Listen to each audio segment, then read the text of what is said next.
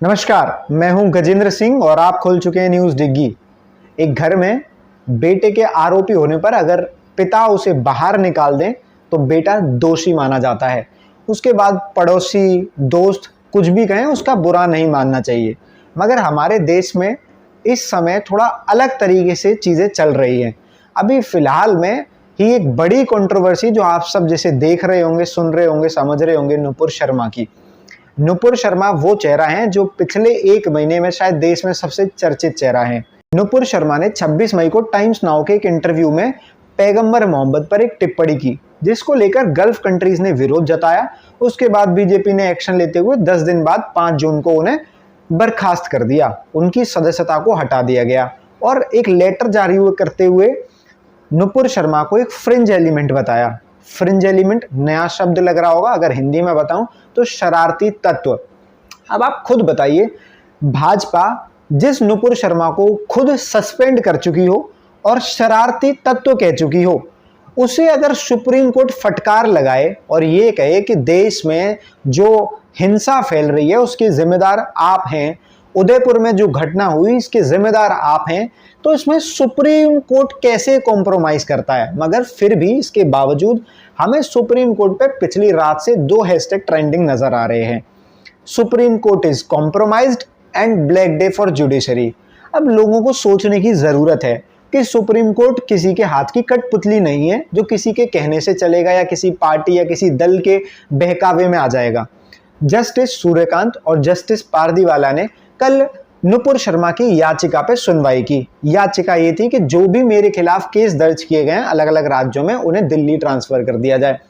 मगर जस्टिस सूर्यकांत और जस्टिस पारदीवाला ने नुपुर शर्मा को ही फटकार लगाते हुए कहा कि देश के माहौल के लिए आप जिम्मेदार हैं, आपके बयान जिम्मेदार हैं, आपको टीवी पर आना चाहिए और सबसे माफी मांगनी चाहिए। उन्होंने इसमें टीवी वालों को भी लपेट लिया। जस्टिस सूर्यकांत और पारदीवाला ने टीवी वालों को भी वार्निंग दी और कहा कि आपको भी इस तरीके की घटनाओं से बचना चाहिए, बढ़ावा नहीं देना चाहिए, इस तरीके की चीज़ों को अपने चैनल पर चलाने से कदम पीछे रखने चाहिए। वहीं जस्टिस सूर्यकांत और जस्टिस पारदीवाला ने दिल्ली पुलिस को भी आड़े हाथों लिया और उसको भी कहा कि जब एफआईआर इतने दिन पहले हो चुकी है तो अब तक नुपुर शर्मा की गिरफ्तारी क्यों नहीं की गई है। अब ये दिलचस्प सवाल है कि जब 5 जून को नुपुर शर्मा को सस्पेंड कर दिया गया और आज 2 जुलाई है मगर आज तक गिरफ्तारी नहीं हुई है।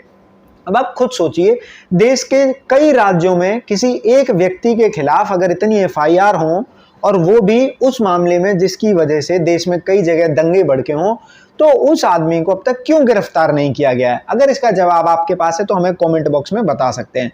वहीं मोहम्मद जुबैर को दिल्ली पुलिस एक भड़काऊ ट्वीट के लिए अरेस्ट कर लेती है, सिर्फ एक ट्वीट के लिए जिसकी वजह से कोई हिंसा हुई नहीं।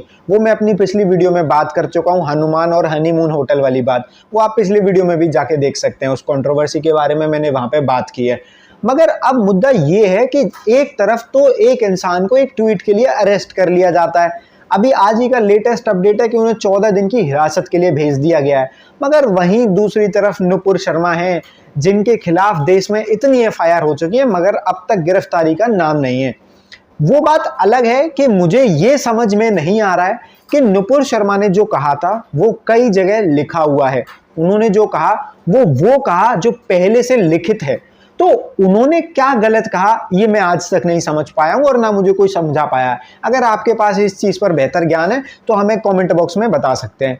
मगर बात यह है कि अब सुप्रीम कोर्ट ने भी, जो इस देश की सर्वोच्च अदालत है, उसने भी नुपुर शर्मा को फटकार लगाई है, टीवी चैनलों को फटकार लगाई है, दिल्ली पुलिस को भी सुना दिया है। अब इसके बाद गिरफ्तारी कब होगी और होगी भी या नहीं होगी, और इतनी एफआईआर के बाद भी अगर अभी तक गिरफ्तारी नहीं हुई है तो इसके पीछे की कहानी क्या है, ये जानना भी दिलचस्प है। इस टॉपिक पर हम किसी और वीडियो में भी बात कर सकते हैं। मगर अभी मुद्दा ये है कि जिस नुपुर शर्मा को लोग समर्थन दे रहे हैं और जिस सुप्रीम कोर्ट को लोग ताना मार रहे हैं, लोगों को ये समझने की जरूरत है कि सुप्रीम कोर्ट किसी के हाथ की कठपुतली नहीं है। अगर 2 जस्टिस जो सीनियर जज हैं, जस्टिस सूर्यकांत और जस्टिस पारदीवाला, अगर उन्होंने ये फैसला सुनाया है, अगर उन्होंने टिप्पणी की है नुपुर शर्मा को लेकर, तो कुछ सोच समझ कर ही की होगी, कुछ तथ्यों को लेकर की होगी।